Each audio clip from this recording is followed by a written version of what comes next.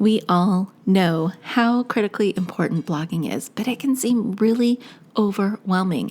It's hard to come up with content titles. It's hard to come up with relevant content, content that matters, content that ranks, SEO, keywords, all the things. It's overwhelming, right? It's a little bit mind blowing what you need to do.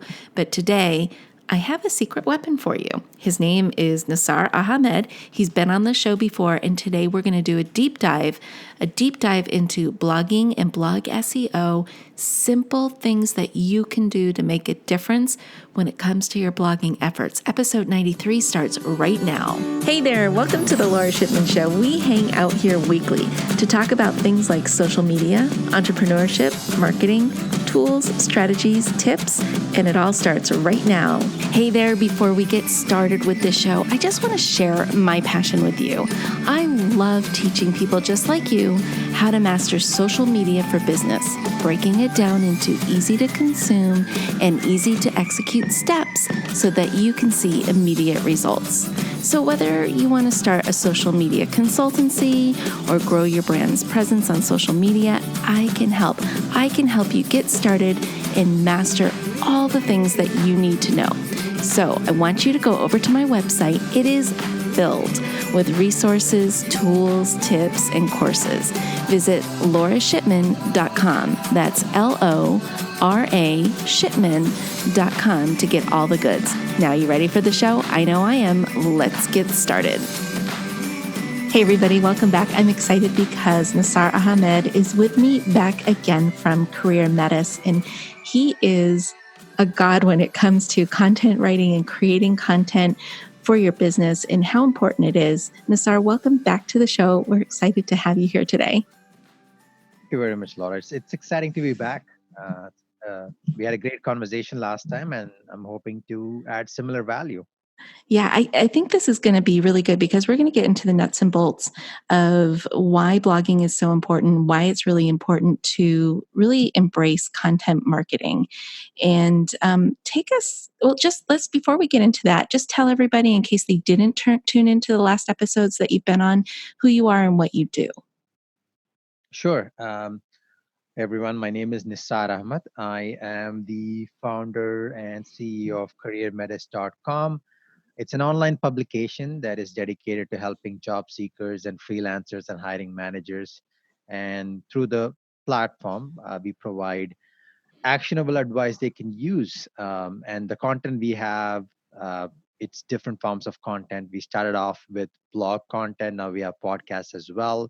So the goal is someone reads our articles and they can start applying those principles right away. That's always the vision and the mission of the business. And if you have not listened to the first episode, just a quick summary of why I think I'm qualified to talk about this is I started the blog almost 5 years ago, just by myself, writing some thoughts of things that I knew about job search and career advice. It was just a blog that I wanted to share ideas. And then I realized that it could become more than just one person's voice. So I grew it into a publication.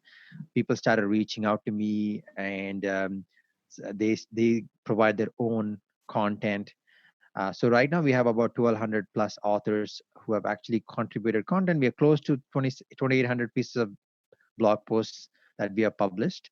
And which ties into the theme of today is today about 80%, I think 70 to 80% of my traffic comes from organic search or Google. And to be honest, I didn't really pay much attention at the beginning. And I was just putting out content, and Google started ranking some of them on page one, page two, without me even knowing why. And then I started getting traffic, and most of my time I spend on content because it works, and I continue to invest. And a lot of people, when you speak to them, Laura, they would say, "Oh, I don't want to bother with SEO. I don't want to bother with content. Google keeps changing their algorithm." It's funny how many times I would say whenever I speak about organic search, 2 out of 3 people will say, "Oh, it's too complicated. Google always changes it." I say to them, actually, it's not that much of a change if you're doing the right thing. If you're writing good content, which people want to read, then it doesn't impact you. The only people who need to be worried are people who, try to hack Google. Hmm. So that's the reason I think I can talk about the subject, something that I'm really excited about, and I can share some ideas of what I've learned with your audience. And this is going to be really helpful. And I think so many people do get overwhelmed when it comes to writing content.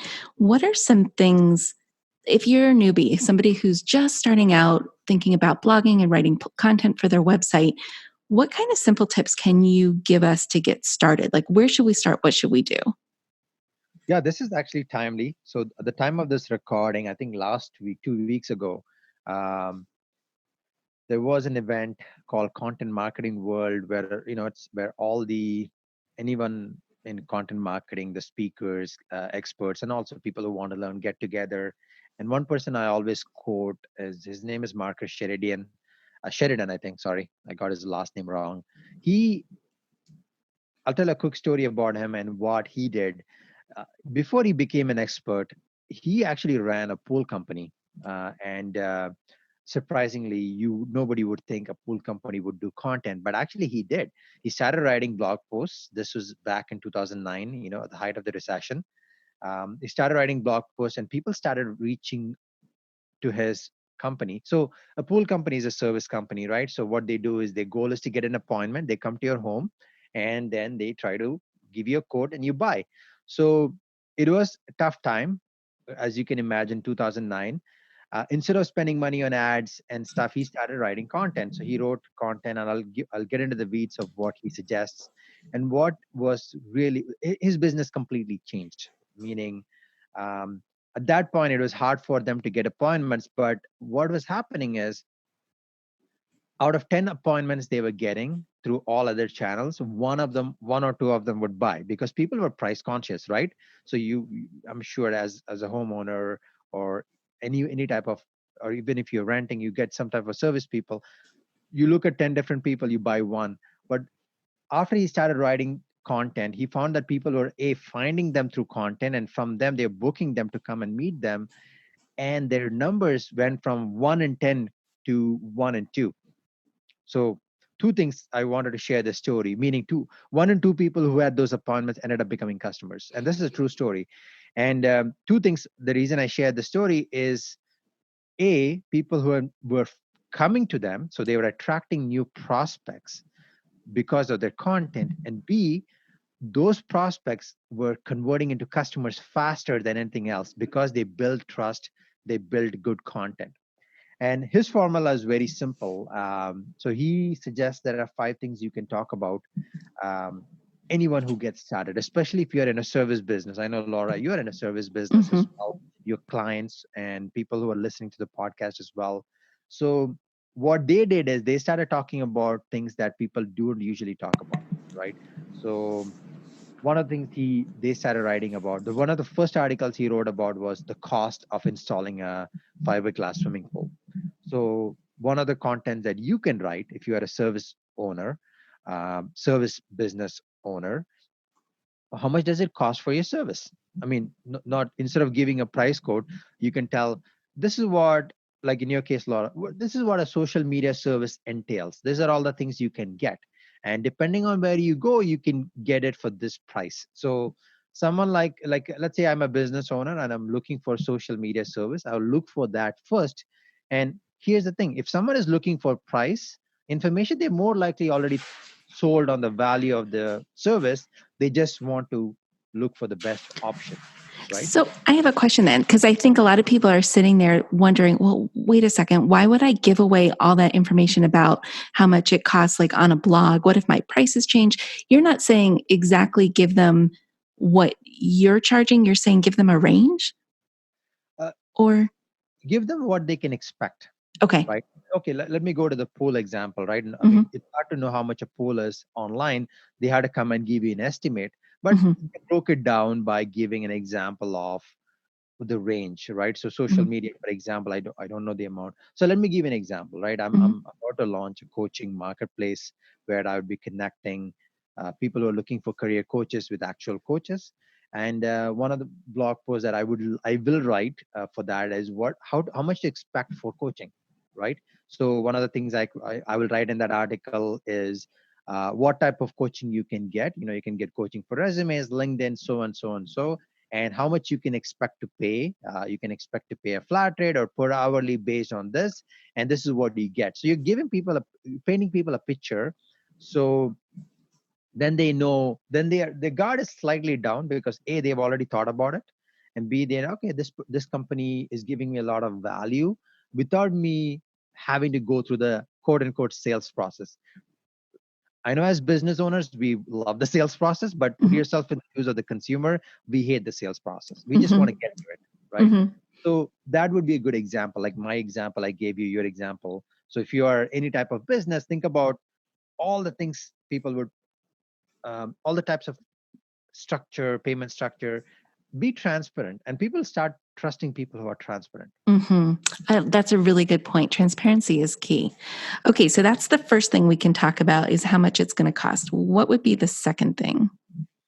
The second thing you can talk about is the problems. So what are the problems if you, what are the problems like you can encounter if you hire the wrong social media person? Mm. What are the problems if you don't hire someone and you try to do it yourself, right? um, what are the problems you do when you ignore social media? So within problems you can go different like directions, right? um, like for example, what are the problems on, like I know you're in a very competitive business, you Mm-hmm. know, they can go to Upwork and hire someone for pennies on a dollar, right? Mm-hmm. So what are the problems with hiring someone like that on Fiverr, right? And so you can put all this together, so you're answering all their questions. So it's actually objection handling. You're trying to come up with it and you're being proactive. Well, what are the problems with using a tool like Buffer, Hootsuite, right? I'm just giving you examples for Sure. you. And people would think that I've been doing social media for years. I mean, I used all the tools. I don't Mm-hmm. enjoy it. And just Mm-hmm. because you buy a tool doesn't mean it is something that you can do, right? Something that people will still do because your clients are experts in their own domain. They're doing social media because that's where the audience is, but they don't know how to do it. So all the problems that can come up with that, um, can something like within that you can have like 4 or 5 blog posts. That's awesome. That you gave me a ton of ideas just right there. That's incredible. Okay, and then so you said there's 5 of these, right? Okay, so what's number 3? Comparison. Uh, Okay. the comparison is, for example, let's say, for example, you have a product, Mm-hmm. and how does that compare with, like, you see a lot of software companies do this, right? Like if you go to HubSpot's website, they have a page saying HubSpot versus Salesforce. Or if you go to any other website like Buffer's website, it'll say Buffer versus Hootsuite. So instead of, so it's actually great in my opinion, because instead of them going to 5 different websites and trying to get 5 different demos, one company is doing a review of all the tools, and they are doing, and the more honest they are, the more transparent they are, the more trusting, right? Like you don't want to use that as a sneaky way to sneak in your product. Right. But so in your case, for example, a comparison would be, um, for example, all the tools, like you probably know all the tools that you Mm-hmm. use. Like Mm-hmm. this is why me and my customers prefer this tool versus this tool versus this tool. You can also do a comparison with doing social media in-house or social media outsourcing, right? Yep. So you don't necessarily need to mention the competitor's name. Like you can just say what you just did, in-house versus outhouse or outsource. Yeah. Yeah. For example, like that would be your biggest company. Maybe some, Competition. there's a company that I was in my previous um, role, when I was running growth marketing for a team. We were trying to outsource our cold calling to a company, and that company wrote a great blog post or a big guide saying, here's what, how much it'll cost you if you were to actually hire a person in house. Here's Mm-hmm. how much it'll cost you if you use a service like us. They didn't Mm-hmm. mention us, and it showed the comparison, it showed the speed and all that. It actually helped me build, like they build trust for me. It's like, okay, I don't need to be concerned, because I was skeptical of outsourcing that, Yeah. and they brought the comfort level down. So, yeah, I mean, you don't need to mention your direct competitor in town, but you can always talk about different stuff. Yeah. Okay. I like that. That's good. Okay. So we had cost, we had problems. We just went through comparison. What's number 4? Number four would be reviews. So it's very similar to comparison, but it's actually reviews. So you can do a, a deep review of buffer. So let me play an exercise. Like your customers probably might already use a tool and they're frustrated and they said, I don't want to do this. I want someone else to do this for me, right? Hmm. Hmm. So let's say a review, and you probably already know when they come to you what tools they use. So I'm just going to throw an example. Maybe they use Hootsuite. I'm just Right. throwing because they are the 800-pound gorilla in the social media place. So you can do a detailed review of Hootsuite. Like, Hmm. hey, here's how I use Hootsuite. These are some screenshots. This is what I use for clients. And this is the plus, this is the minus, this is who I recommended it for, this is who I don't recommend it for. So you do a detailed review that they did not find anywhere else. Hmm. As a matter of fact, review websites are really growing, right? We all you heard of Yelp, right? Yes. Yelp for the restaurants, but within each industry, there are review websites, right? Like, and like reviews are so valuable that companies have started creating review websites, and it's growing. And especially in the software world, people do not, especially in B2B software, people do not buy now unless they go to a review site like G2 Crowd or Capterra and see the or Trustpilot in comparison. Like instead of, so what you're doing is the problem with the review site, they just give you a blurb. What you're doing is taking a step further and giving a detailed breakdown, telling these are all the things that are bad. Example. You know, Like that's so true because even if you're shopping like on Amazon, for example, or you just and you find a product there that you maybe want to purchase, but you just really need to see how other people have reacted to it and what their star rating is and stuff like that. So if you start creating content for that on your website about, like you say, the tools that you use on a daily basis, all of a sudden your website becomes highly valuable to the consumer who's coming across. I like that. That's really good. Okay, what's the fifth one that we need to focus on? the last one I would say is it's listicles, like the best tools for social media, best places to hire a social media expert, um, best qualities of hiring a social media expert, right? Like best qualities of outsourcing, best qualities of a social media in-house hire if you were to hire Hmm. someone. So I'll be honest here. I personally, as a writer, like I create as a content creator, I don't like listicles because I don't find it creates a lot of value. When I write long form articles, Hmm. 5,000 words. They are in-depth guides. But but consumers love them, right? Oh, I So do. as a creator, you got to create what people you shouldn't always create. You should not always think about yourself. You should create what people like. People love them, Hmm. and that's why there's so many of them. So hey, take advantage of the trend. If people like them and listicles are really good, that's a good way to get people in through the door. And then you can show them other content, have them subscribe. That becomes more of the other type of content. So listicles are something that you should always. I'll give you an example of. So my website, I recently created a piece called Top Career Advice Websites. So I'm not the first one. There are other blogs out there who have written, here are the top 50 career websites, or here are the top 20. What I did is I tried to create something totally different. So I made it the most comprehensive, and I compiled with multiple sources and created, here are the top 190. After reading this you don't need to go anywhere else. This is the best list. And that is one of the highest performing piece of content I've ever had. I created on WordPress, took a lot of work, took a lot of collaboration, but that is the one of the most successful. And I've been blogging for almost 5 years, and that piece that I wrote this year is one of the highest performing articles, right? Wow, I love listicles only because as a consumer, they're so easy to read because you can kind of scan all the information and then really dive in deep when you find the part that you really want to learn most about. So I think they're very valuable. Exactly. And if I can give one more suggestion on listicles, don't just, I mean, here's my tip. Don't just write a listicle. Write a Mhm. listicle that in such a way that they don't have to go anywhere else after reading yours.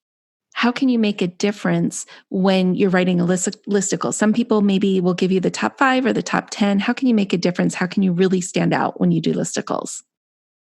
Right. So here's I've given you like not just point number 5, but for all the other things. When I create content, my one thing I keep in mind is I don't want to create content, I want to create something called the only content, meaning when they read that article, they don't have to go anywhere else. So how can you create it in such a way they don't have that particular piece of blog post or guide that you've created, they don't have to go anywhere else. So that the reason I'm saying that is, if everybody else is writing top 5, top 7, top 10, what if you create like, here's a list of all the 32, right? And then you go into detail. Then after, when you have that, then people will be like, okay, Laura has done a great job.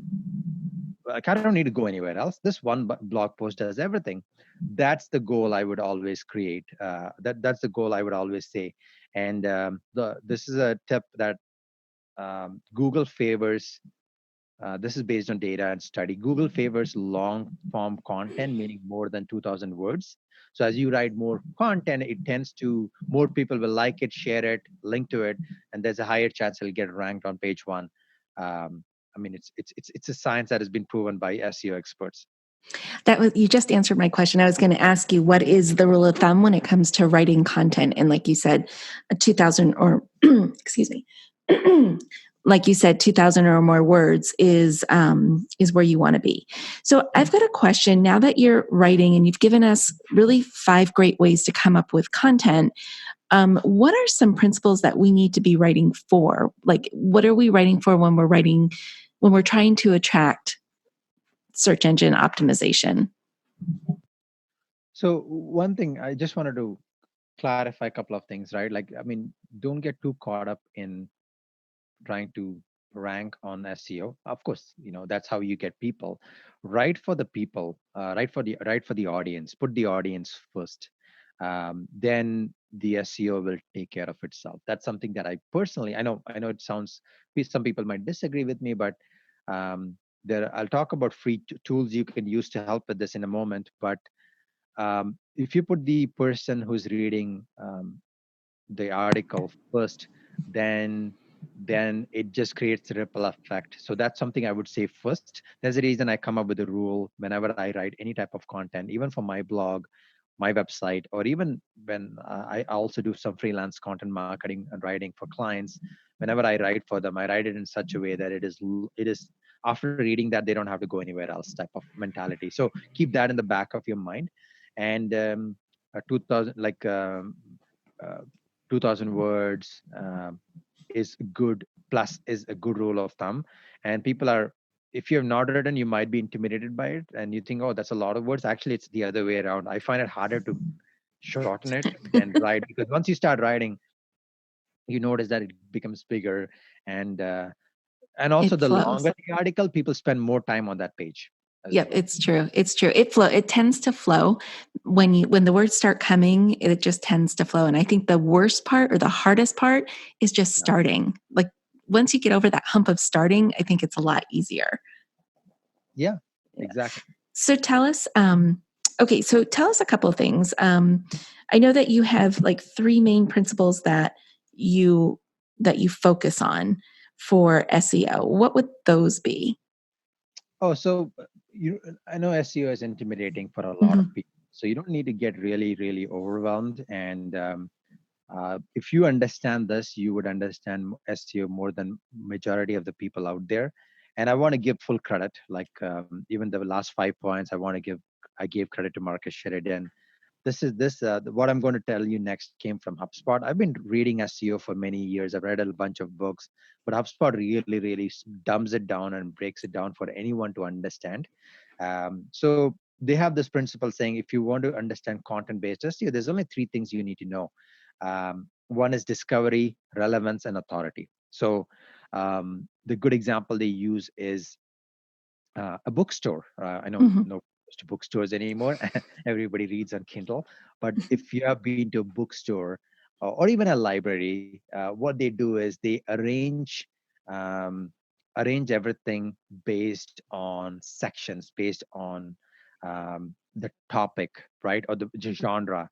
That is very that is very analogous to a keyword. So that's when you write a content, you're actually prompt. When you write a book, you're actually telling the bookstore owner, this book is about this, this is where you need to put this. So when people come to that section, people are searching. Nobody's coming to the bookstore I mean, there might be people coming to the bookstore looking for you, but a lot of Mhm. people, hey, I want to find the best books on this subject, right? So that prompt is the discovery. So similar with blog, what you do is when you write the content, I'll talk about tools in a moment, but uh, I'll cover that in a quick second here. But you're actually prompting the search engines to giving them an idea of what that is about, and so they can put that into those buckets, and those are keywords and all that, right?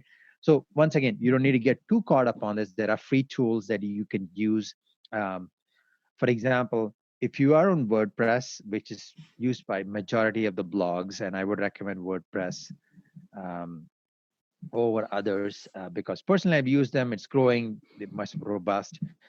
One of the first things you do is as soon as you publish a blog post, Google has got really, really good at indexing. So what they do is indexing, meaning they know you exist, your blog post exists. Before it used to take weeks, now it actually takes minutes. It's great. Wow. So everybody gets, if you have a website, everybody gets a free tool called Google Search Console. So basically, what you can do is you can go as soon as the article is published, you can immediately go to Google and click on that URL and submit it to Google, and you are actually getting in sort of telling Google, hey, I don't want to wait for you for a day. Here, can you index this? Google does the search and indexes it, meaning it automatically puts it in its repository of a billion articles. It's free, it's simple, it's called Google Search Console. Anybody can use it, and they're making it much, much more easier. And if you've not heard of it, it used to be called Google Webmaster Tools. It's now Search Console. It's uh, it's free and it's great.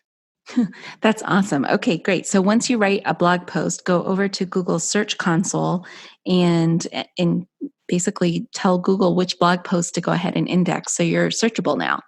Okay, Yep. cool. And Okay, can so I say mhm, one more thing about that is, mhm, let's say going back to the different types of content, maybe you went back and made some changes. So maybe you wrote a mm, blog post. These are the 12 social media tools.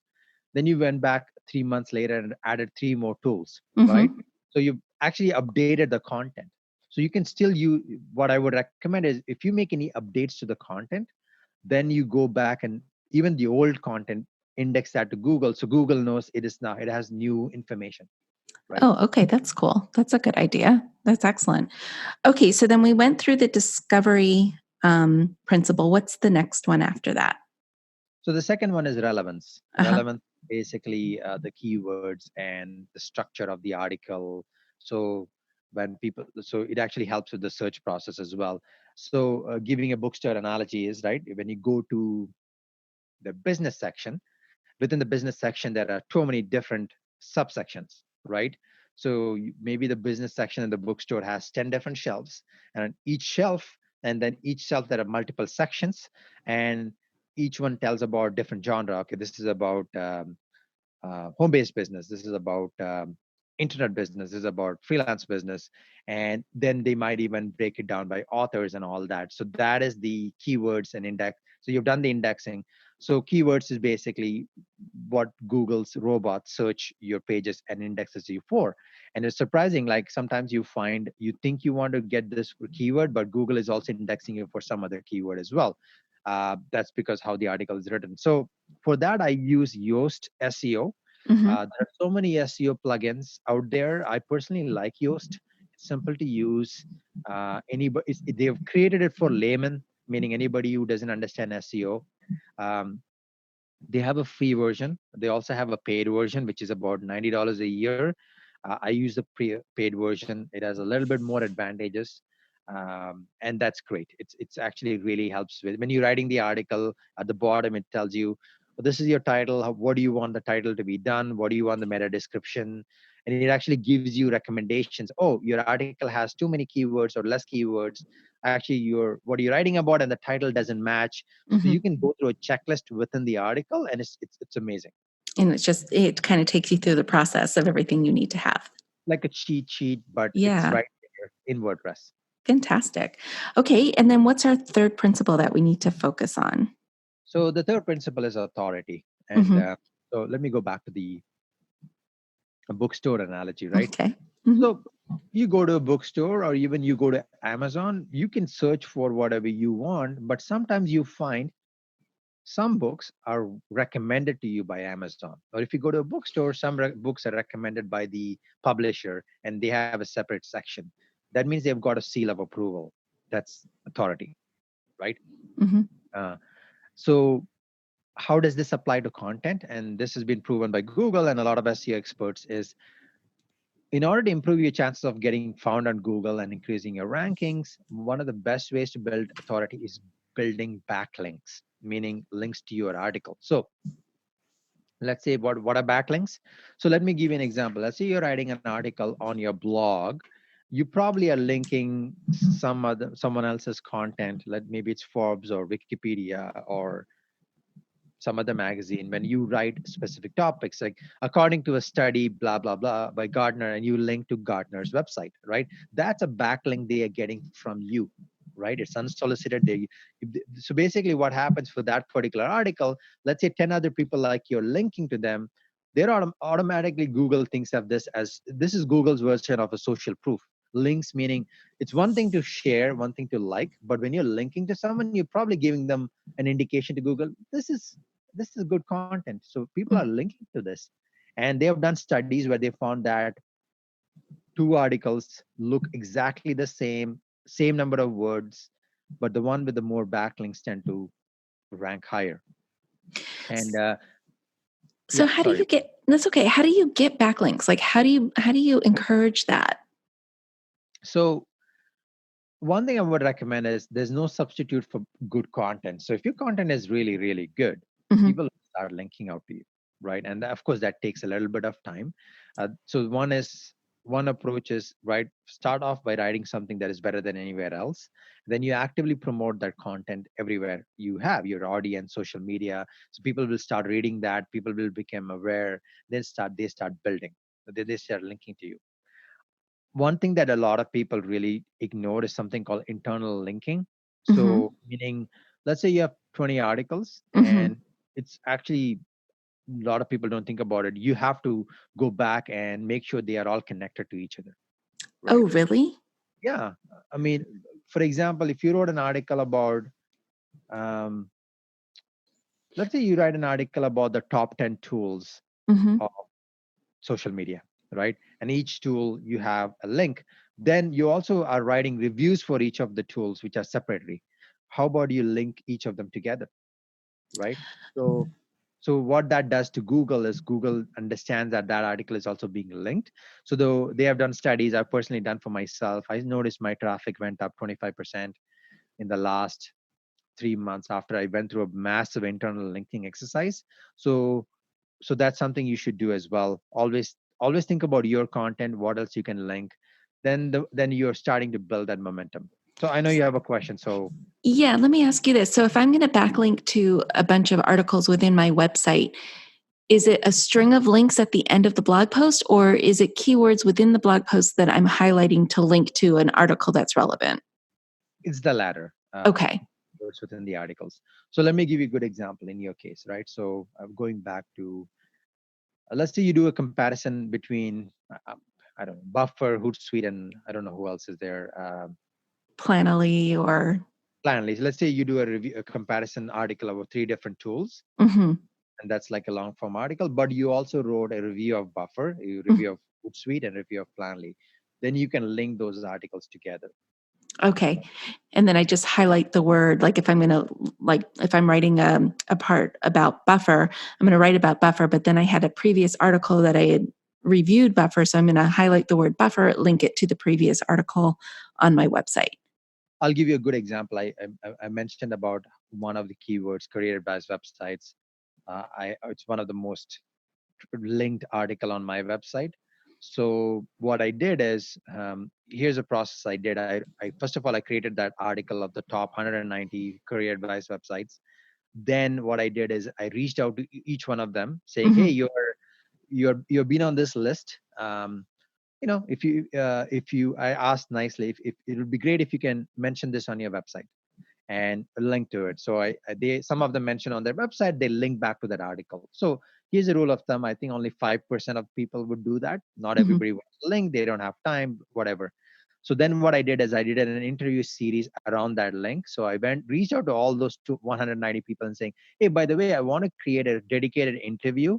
I'll have 20 questions, 15 questions. I'll send the questions to you and fill that out. So these are all, it's like an interview like Hmm. this, but it's Hmm. written. So what they did is they all came back and wrote, like, I think 50 people of their 190 Wow. submitted. So I got free content by me not doing much work. I just put out a series survey. They sent it out. I formatted it and created a series around that. And each of Wow. those 50 articles, I link back to the top 190 career advice websites. So I have a series of links. So all of a sudden, there's one article which got 50 links from my own website. Yeah. And over time, I saw that articles links go up and up. It increased in Google's keyword ranking as well. So that's one thing you can do. Like, for That's example, really. so many things you can do. Like, you're doing a like podcast series. Like, Hmm. if you, like, I noticed you're on Libsyn, right? Hmm. Hmm. And you also have a blog post about the podcast. Hmm. And if you have had the guests on, if, let's say the guest mentioned something about a particular thing, you can always link on that article about something else from your blog post. So always think about internal linking. That's the first thing you should do as a creator of content, because people should. One advantage is Google, but the second thing also what's happening, Laura, is as people are reading your blog post, you are actually prompting them to go to your website. So they're spending more time on your articles on your website than going somewhere else. That's how you build a series. Like, I don't want to get too advanced here, but that's very simple, because when you link, people will click a link, but instead of going to someone else's website, why not go to your website, That right? makes perfect sense. Yeah, you just keep redirecting them to places, key places in your website. I love that. So I have a question about backlinking and stuff. Do you need to ask, like, if I'm going to backlink to an article that you wrote, do I need to ask you for permission, or is that kind of like the social media share of the blogging world? Exactly. You don't need to, right? And actually, Okay. like you don't need to ask anyone to link Hmm. uh, to their content. It's actually seen as a positive thing. Hmm. Most people have no problem with that. Okay. Okay. Cool. I thought that, I just wanted to ask that. Okay. So we did the. I just want to Oh. say just one thing on that. There are times where people misuse it. Mm, I don't want to get too too technical here. There's something called disavow links, meaning there are sometimes you have this spammy websites. All of a sudden, you find you're getting links from websites that have nothing to do with you, and mm-hmm. that's a bad thing as well. So one thing I want to talk about relevance again here. It's good to get. It's people spend too much time on focusing on quantity of backlinks. Quantity is important, but quality is also important. So I'm a career advice website. The more links I get from career advice or career blogs, the better for my website. But if I am getting links from, I don't know, food websites and um, things that have nothing to do with my website, that also doesn't is not a good sign. So you can go to Google Search Console, and actually there is a tool where you can tell Google to ignore those links. It's more of an intermediate thing. I don't want the audience to think about it, but think about that as you start the process. Maybe a year down the line, that is, or 6 months down the line, you can do it. But that's a little bit of an intermediate thing. So quality is very important. Okay, that's a good point. That's a good point. Okay, so we went through the three principles, and you mentioned a couple of tools like Google Search Console and Yoast. And for anybody who's not familiar with Yoast, it's Yoast SEO on WordPress. What are some other tools you might recommend for us? Maybe to generate content, or what other tools do you use on a daily basis that would be beneficial to us? I want to mention one more tool for authority. Uh huh. So this is a tool. There are a lot of paid tools like SEMrush and Ahrefs.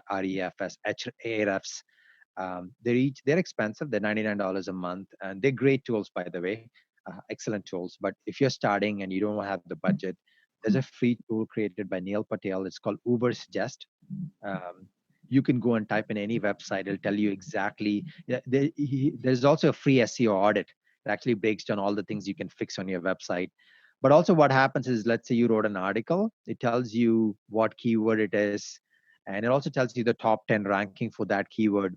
So here's a trick about backlinks. So you go and put your article, tells you what keywords you have written for. What you can do is you can put that keyword on um, Uber Suggest, and it'll tell you all the top 10 to 20 articles that are already ranking for that.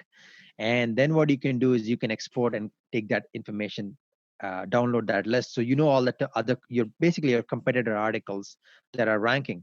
Now, if you are confident that you've written an article that is much better than those top 10, Mm-hmm. right? What you can do is you can go to each article, find out who else are linking to that, and Uber Suggest shows you. You can actually send them an email saying, "Hey, Laura, I noticed that you linked to the top 10 as social media tools. That's on ABC's website. I wrote a recent article. It has the 37 social media tools. I would like you to take a look at it. And if it makes sense, link to me." It takes a little bit of work, but it Mm-hmm. works. They say that it gets about 5%, 10% conversion. And the more you do this exercise, over time you become better as a content creator because you're able to see what other people are writing about. And I'm not talking about a few months. Over the years, you become better as a content creator. So that's a strategy almost everyone uses. It's an outreach strategy, backlink. It's not illegal. Um, you're just giving value and asking Mm-hmm. them nicely, "Hey, if you like it, link to it." Yeah. Why are you linking to a not lower quality, something that is not as good as mine? Mm-hmm. And so, like a good seasoned blogger will know what you're doing, and they'll understand why you're doing it, and they want to do that too. So, okay, that's cool. All right, cool. So Uber suggests that's a But good one. you don't need to do everything on your own. You can go to Mm-hmm. Upwork and hire someone, and they can do the outreach. They can build a list That's a for good pennies point. of your time. So don't ignore this. And if budget is an issue, Mm-hmm. um, focus on your core skills as a business owner, and you Mm-hmm. can outsource this. A lot of people who can do it for very cheap price. There are so many websites. That's something I would recommend. That's a good idea. Yeah, because it does sound time consuming, but it is important. And so outsourcing is a really good idea for that. Okay. What other tools do you have for us? Other than that, I mean, these are the basics, I would say. Mm-hmm. Um, I personally use I think WordPress is getting better. I would recommend that as a management system or a blogging tool of choice. Mm-hmm. I believe these are more than sufficient to get started Mm-hmm. in terms of tools. I would always one other thing I would say is education. Um, it's not necessarily tool, but always think about this, read about this, get a little bit more educated about it. So let's say the reason I would say education is important is, let's say you are outsourcing. Let's say you decided to outsource this. Mm-hmm. You would want to come from a place where you know what you're outsourcing rather Yeah. than um, otherwise. So I would recommend two blogs that I always read. One is neilpatel.com. It tends to get a little bit advanced recently, but you can go back to the history and see some basic concepts. They talk about everything. Or another one is backlinko.com, which is written by Brian Dean. He has extensive long form articles with examples of every subject on marketing, SEO. So even if you wanted to send out a backlink request or guest blogging, that's very, very important. And the final, so education. Another thing I would also recommend is guest blogging. Make sure Mm-hmm. you spend some time to write. The rule of thumb is, if you're writing one article on your website, you should write another article on someone else's website. um, Can you 50%. Yeah. talk about that a little bit? Because how do you become a guest blogger? Like I've had some people reach out to me. What do you recommend? How's the best way to go about that? I would say start with your niche, Mm-hmm. your industry, and just start reaching out to send them, find who the editors are of the publication, do some research, and then send them a pitch, send them an email. "Hey, I would like to contribute. I would like to write on this topic, and here's what I've already written." And I would say, if you what do you if it's not a if it's a good pitch, they will accept it. I've today I don't even reach out to anyone. People reach out to me for guest blogging, and Really? yeah, I'm sure when you grow your blog as well, people will start reaching out to you Mm-hmm. when they notice. And so that's so you just reverse this. If someone is doing that to you, why don't you do that to other blogs? And that's a good place to build authority, links, and also people start knowing you. Um, everybody thinks about guest blogging on Entrepreneur, Forbes, and Business Insider. Yes, you should be there. I'm not there yet, but hey, build something on smaller websites first, build it up, then you go there, and that'll really help. That's really good advice. I love that. Nissar, this was really good. Lots of great information, places for us to go and dive into. I have a lot of work to do. So thank you for sharing all of those great tips. Is there anything else you wanted to leave with us before we go today? No, I think that's about it. I think I've covered all. I've tried my best to keep it very simple. And if I have rambled and if I have gone too long, I apologize. Um, but yeah, I mean, this is something I would recommend. Content is not going away. Um, and SEO is not going away as well. Google cares about people's intent. It is evolving over time. So a lot of what I say is evolving. Every year they come up with new things. There's new technologies out there, but start somewhere. Start today. Start writing content, and it is like today 100% of my income comes from some type of content creation. So um, it is only going to go increase, and you don't want to miss the boat. So be active. It's not too late. You have time to do it now. Exactly. Good deal. Well, thank you. Can you just repeat your website for everybody so they can go check you out and see the articles that you've written and all that neat stuff? Yeah, absolutely. So people can reach out to me on like my website is careermetis.com. So career is in CAREERMETIS.com. My email is nissar@careermetis.com. You reach out to me if you have a question. I'd be happy to answer any questions. If you wanted more clarification, I'm happy to share this idea, share the ideas that I discussed here. Great. Thank you so much for being back on the show, Nissar. It was great having you. Thank you. Hey there, I just want to say thank you for spending time with me here today. I know your time is super valuable, which is why I am dedicated to providing lots of usable, actionable information in the shortest amount of time possible. Before you go, please don't forget to hit that subscribe button so you don't miss a future episode. And if you have ideas or topics you would like me to cover in an upcoming show, let me know about it in the comment section provided.